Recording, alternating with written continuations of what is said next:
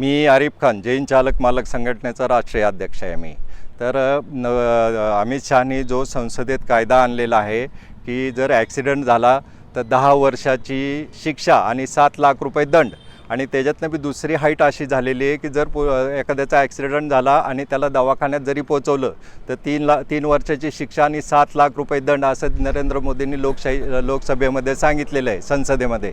तर त्याच्यात आमच्या जवळजवळ एवढे पैसे असते साहेब तर आम्ही 15-20 हजारावर नोकऱ्या केल्या नसत्या. हा कायदा हा जीवघेणा कायदा आहे. काळा कायदा हा सोपा शब्द आहे, पण हा जीवघेणा कायदा आहे. तर त्याच्यामुळं हा आम्ही संपूर्ण देशामध्ये बंदचं आव्हान केलेलं आहे आणि ते सक्सेस होत चाललेलं आहे. सगळ्या गॅसच्या गाड्या, जीवनावश्यक वस्तू गाड्या, फक्त ॲम्ब्युलन्स चालू राहील. बाकी दुधाच्या गाड्या, टँकर बिंकर, दुधाचे टँकर, तरकारीच्या गाड्या सगळ्या बंद राहणार आहेत.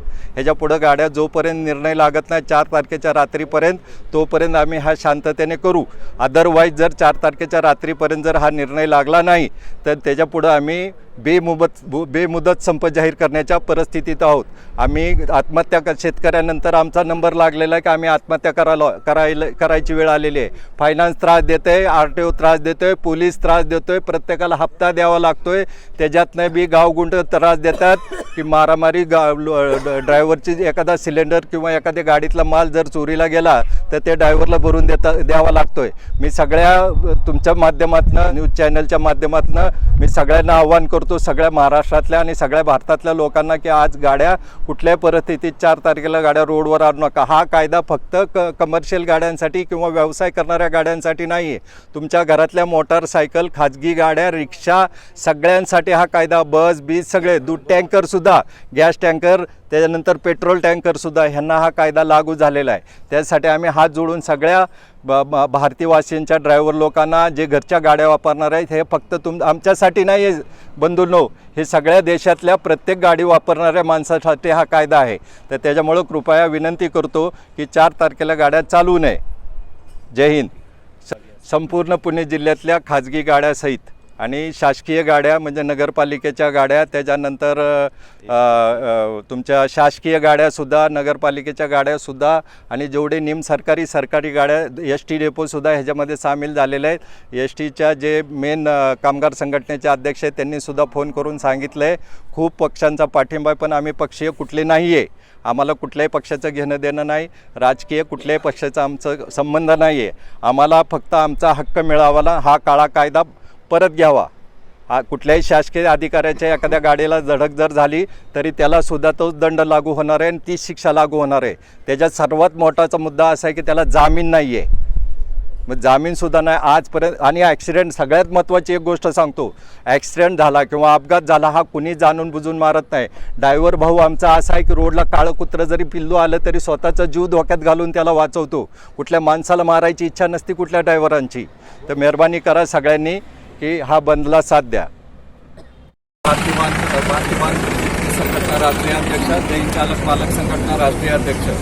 आम्हाला या माडुंगे पोलीस स्टेशनचे जे वसंतराव बाबर साहेब आहेत त्यांनी आम्हाला PI जे अधीक्षक आहेत त्यांनी आम्हाला खूप सहकार्य केलेलं आहे आणि यांच्या माध्यमातून, तुमच्या माध्यमातून विनंती करतो की हा जो संप आहे तो शांततेच्या मार्गाने चालावा आणि सगळ्यांनी कुठेही मारझोड वगैरे करू नये. एखाद्या ड्रायव्हर ऐकत नसेल तर त्याला साईडला लावून ठेवावं, कोणालाही मारझोड करू नये. आणि जर गाडी साईडला लागलेली असेल तर त्याचे जेवणा खावण्याची सोय जी आहे ती आपल्या संघटनेतर्फे जिथं असेल तिथं आपल्या संघटनेतर्फे होईल.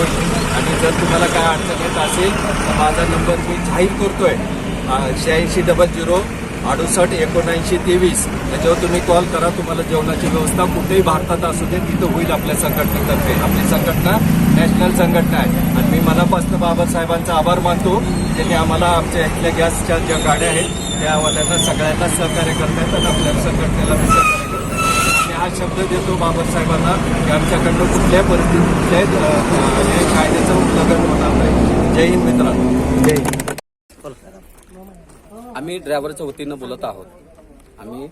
आमचं एकच म्हणणं आहे, जे गव्हर्नमेंटनं नियम काढलेला आहे त्या नियमामध्ये बदल करावा, नाही तर आम्ही गाड्या चालवणार नाहीत. कारण की जे गव्हर्नमेंटनं काढलेल्या बाबत 7 लाख रुपये भरायचे आहे आणि 10 वर्ष कारावास आहे काय.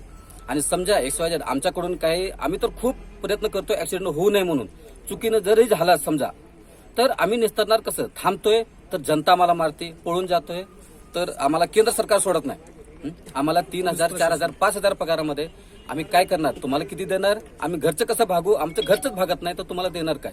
त्याच्यामुळे जोपर्यंत ह्या केंद्र सरकारने ह्यात बदल करत नाही तोपर्यंत आम्ही गाड्या चालवणार नाही.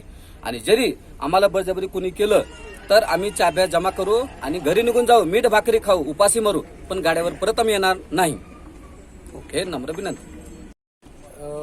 चाकण MIDC मधून ड्रायव्हर बोलतो. आणि जे बंद पुकारण्यात आलेलं आहे, केंद्र सरकारने जो नियम लागले ते नियम आम्हाला मान्य नसल्यामुळे आम्ही हे सर्व ड्रायव्हर एक होऊन आम्ही सगळे गाड्या बंद ठेवत आहे. कारण 10 वर्ष शिक्षा आणि 7 वर्ष 7 लाखाचा जो जुर्माना केंद्र सरकारने जे लागू केलेला आहे ते सर्व ड्रायव्हरांना मान्य नसल्यामुळे आम्ही ह्या गाड्या सगळ्या बंद ठेवत आहे. जोपर्यंत त्यांचा निर्णय बदलत नाही तोपर्यंत आम्ही हा बंद पुकारण्यात आले. आपल्या किती गाड्या बंद आहेत आतापर्यंत तिथे? जवळपास आता आमच्याकडे 100 ते 150 गाडी बंद आहे आतापर्यंत, म्हणजे टोटल एजन्सीमधून. आणि चाकण MIDC मधून बघितलं तर जवळपास माझ्या हेतूनुसार 100 ते 200 गाडी तर जवळपास असन असा अंदाजे मी लावू शकतो. चालतं.